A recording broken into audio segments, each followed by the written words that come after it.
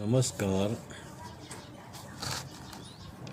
आज हम बात करेंगे कि शरीर, मन और आत्मा क्या है। शरीर, मन और आत्मा के तीन तल है। जैसे शरीर ठोस है, मन तरल है और आत्मा भाप है। तो पहली बात, दो शरीर कभी नहीं मिल सकते, क्योंकि तुम शादी करते हो तो तुम मित्र बनाते हो या तुम किसी भी प्रकार का रिश्ता बांधते हो, तो यह रिश्ता ठोस है, क्योंकि तुम्हारा शरीर भी ठोस है और सामने वाले का शरीर भी ठोस है। तो ठोस ठोस कैसे मिल सकते हैं? बीच में अंतराल रहता है, इसीलिए संबंध बनते हैं और संबंध टूटते हैं और नफरत पैदा होती है। इसीलिए तो पत्नी पति की सिक्योरिटी करती है और पति पत्नी की सिक्योरिटी करता है। और हम ना समझ शादी को दो आत्मा का मिलन कहते हैं। अगर जो शादी दो आत्मा का मिलन होता तो पहली बात, शरीर की सुंदरता मिट जाएगी, शरीर की वासना मिट जाएगी, शरीर का मोह मिट जाएगा। यह मेरी पत्नी है, यह मेरा पति है, यह बंधन भी मिट जाएगा। कोई किसी को गुलाम बनाने की चेष्टा ही नहीं करेगा। तो शादी और हमारे रिश्ते दो आत्मा का मिलन नहीं है, मगर दो ठोस शरीर का मिलन है।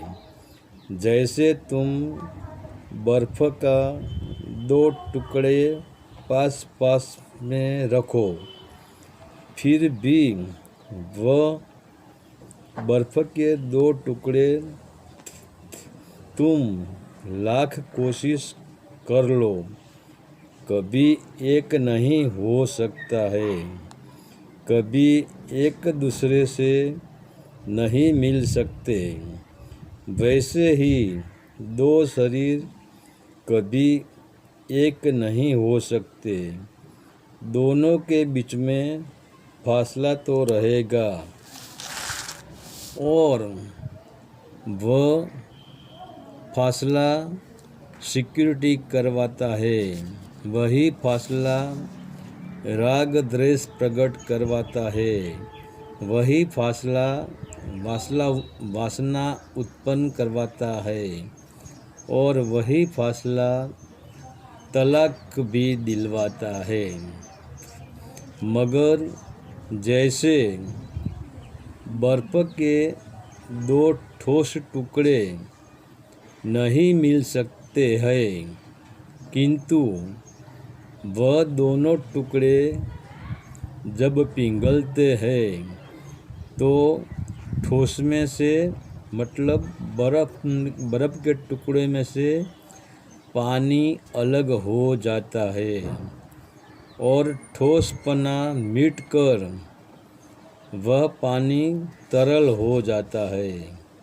तो दोनों टुकड़े का बर्फ जब पिघलता है और पानी बनता है, तब दोनों टुकड़े का पानी एक हो जाता है, फिर अंतराल मिट जाता है, फिर जुदाई मिट जाती है, मगर तरल बह सकता है, एक हो सकता है, फिर ऊपर नहीं उठ सकता है, और तरल की सीमा होती है।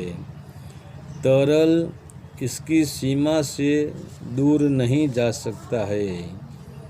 दूसरा, तरल को तुम किसी भी प्रकार के डिब्बे में डालकर तुम अनेक प्रकार के खिलौना बना सकते हो। तो मन तरल है, इसीलिए तो वह अनेक प्रकार के खिलौने ढूंढ रहे हैं और थोड़ा सा चेतन भी है। इसीलिए तो जब किसी का दो मन मिलता है तो इसमें थोड़ी प्रेम की झलक देखने मिलती है। फिर वह शरीर के ऊपरी तल पर रहता है। मन मिलता है तो यहाँ शरीर की मांग कम होती है, क्योंकि दोनों ही तरल है, एक दूसरे से मिल जाते हैं। फिर भी इसमें कई बार सीमा आ जाती है। तो मन का मिलन तरल है, टिकता है, क्योंकि इसमें वासना कम होती है।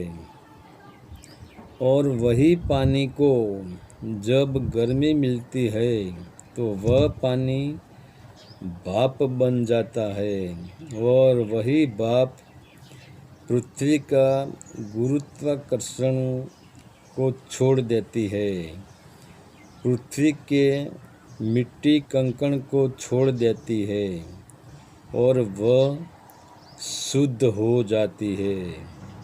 क्योंकि जब भाप बनती है तो पहले ठोसपन, पानी, शरीर मिटता है, तरल पल यानी मन मिटता है, और वही भाप ऊपर उठती है तो वह आत्मस्वरूप हो जाती है। और जब दो आत्मा का मिलन होता है तो पहले द्वैत भाव ही टूट जाता है, क्योंकि आत्मा एक ही होती है। फिर शरीर मिटता है, फिर मन भी मिटता है। इसी को तो हम कहते हैं असीम की यात्रा। हरि ओम तत्सत। आदेश का पूर्ण।